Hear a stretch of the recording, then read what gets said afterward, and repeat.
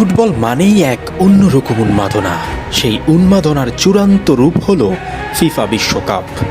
আসছে 2026 সালে ফুটবলের এই মহাযজ্ঞ এক নতুন দিগন্ত উন্মোচন করতে যাচ্ছে।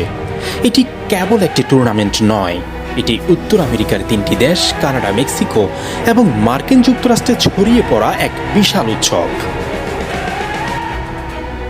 1930 সালে উরুগুয়ের মাটিতে যে যাত্রার শুরু হয়েছিল তা আজ 100 ছুঁই ছুঁই। ইতিহাসের সেই জুলেরিমা ট্রফি থেকে আজকের 18 ক্যারেট সোনার ফিফা ট্রফি।